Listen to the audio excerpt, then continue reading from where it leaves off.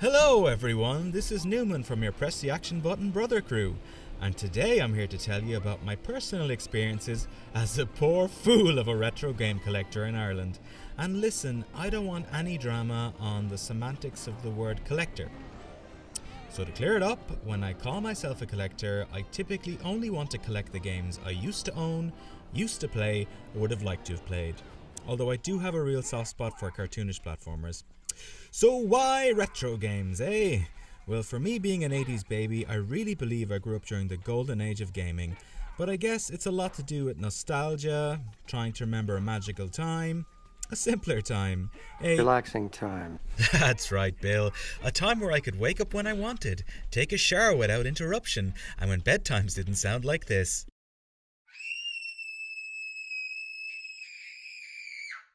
Let me tell you something. Let me tell you something. Anyway, what does a man in his mid to late 30s do now that he wants to relive those golden memories of yesteryear? Well, he either goes through his mother's attic in a frenzy of quiet desperation, or he ventures online to try and uncover some of those old gems. So what is one met with once deciding to embark on this quest for games that are 20 to 30 years old? I mean, surely there is little to no demand for this kind of thing now.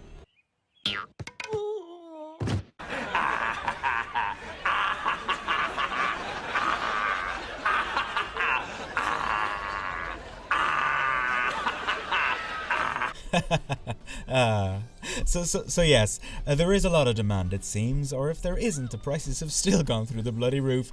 But there may perhaps be reasons for this, which I'll try to get into a little later. So where does one start, huh?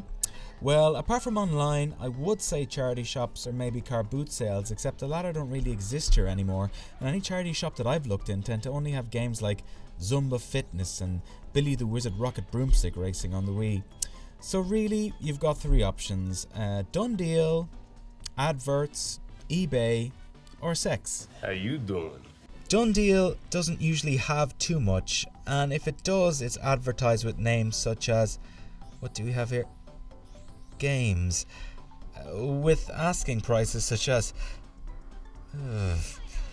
so it's either that or we have some people of questionable reputations trying to sell preloaded consoles. Don't get me wrong, you can still occasionally get a decent deal or two, but I'm not really sure if gaming is done deal's prime market. So on to adverts, and yeah, it's a fair bit better, I have to say. There are still some annoyances with its UI when trying to contact sellers, so here I can't put in any offer other than what the seller has already requested, and if I wanted to look at any of his other items and bundle them together, I can't actually contact him directly unless he's already accepted an offer that I made. So yeah, it's a bit difficult, and then you still have some people asking for crazy prices. So here we have Extreme G boxed from a seller on adverts at €35.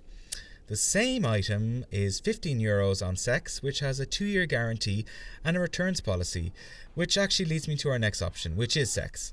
Sex is probably the best of the bunch in that they list games from the Super Nintendo, GameCube, PlayStation, Xbox, Wii, GameCube and N64. You can also get a refund on your item if it doesn't work, and they have up to a 2-year guarantee on what you buy. Sex definitely has its limitations and irritations though. Leaving prices aside for a second, here is my basket with 3 games in it. Now you'd think giving them my business would constitute them being able to perhaps bulk the items together to save on postage costs, but no, you'll have to pay for each and every item individually. Not only that, but delivery went up last week from €2 to $3.50 a piece. So yeah, it could be a bit better on that side. But now, onto the price. Well look, I always say the market determines the price, but I'm not really sure where Sex are pulling their prices for them these days, as eBay definitely lists them cheaper, or at least they did, but I'll get to that later. So as an example, here is my email receipt of Snowboard Kids 2, a pretty rare Nintendo 64 game, which I bought in July of 2020. Back then it was €120 and I thought I'd won the lottery. Alas, when it arrived and I opened up the card, it was a fake. This is bullshit. But anyway, I returned it and got my money back, so it was fine, I guess. In and around this time, I also bought Donkey Kong 64 in the box with the expansion pack, but unfortunately when that arrived, there was no expansion pack at all. I can't take this shit no more. That's right.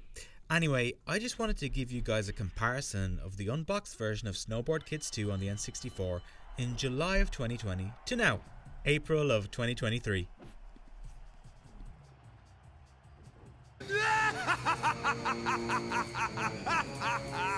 To think that they should fall into my hands in a single night!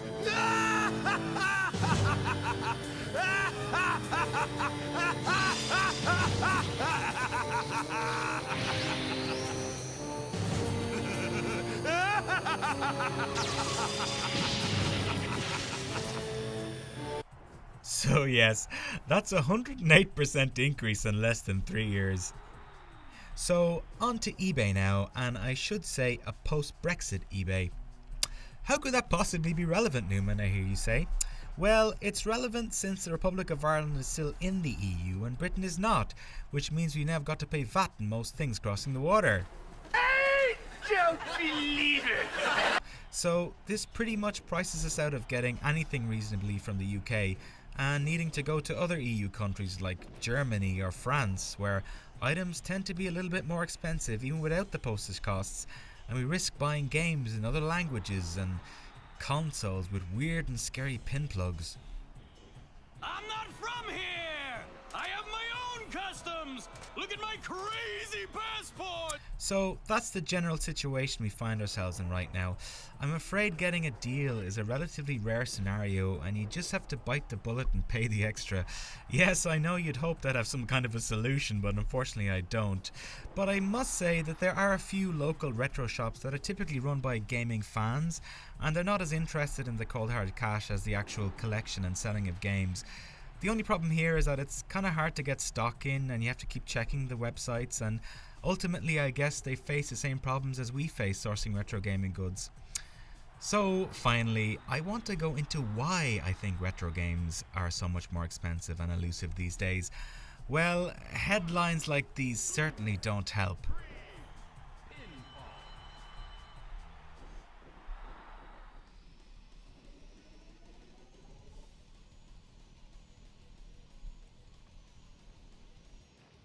That's a lot of very expensive retro games, I hear you say, Numan. And yes, it is. Quite a coincidence, isn't it? I mean, Super Mario 64 isn't even that old. It was the best-selling game on the console and probably not that hard to get in mint condition. Yeah, you see where I'm going. Well, it's no secret that some of these auction houses that listed these games are now being sued for bizarre irregularities. So honestly, I think these inflated prices and the corresponding media coverage has done a lot to bring prices up across the board and made everyone think that the video games are worth their weight in gold. Not only that, but honestly, I also think that some places are taking advantage of the fact that most people who would be buying up these games now are that bit older and probably have a bit more money, and they're willing to spend it to rekindle some of those old memories. Maybe we're just at that sweet spot for the high prices of games that I'm interested in, but I have to say I have noticed it getting more and more expensive across the board over a number of consoles of varying ages. So look, unfortunately I don't really have solutions to that other than maybe ROMs, but it's important you look into the legality of that, as it's a little murky as to what you can and can't do, and you certainly wouldn't find me pushing that kind of thing when I couldn't legally stand over it. But yes, if you're like me, you like having the physical product anyway, so it doesn't really solve that problem for you. I have noticed that there are some collectors who are willing to swap items, so this is an avenue to look at too. But I'm afraid for me, I think I'm going to have to be really selective on what I'm looking at. And even then, I'll likely step out of the market completely for a little while, just until things cool off. I don't really know if it will cool off, but I just think with the kind of prices we have right now, inflation, job losses, all that fun stuff, it will force a lot of hardcore retro fans to step out of the market and maybe just enjoy YouTube retro gaming content online. Hey, like your brothers here at Press the Action Button. So listen, stay tuned guys, we promise to bring you a lot more content very soon, and remember, we love each and every one of you, except for you, Mr. Khan. Chat to you later guys.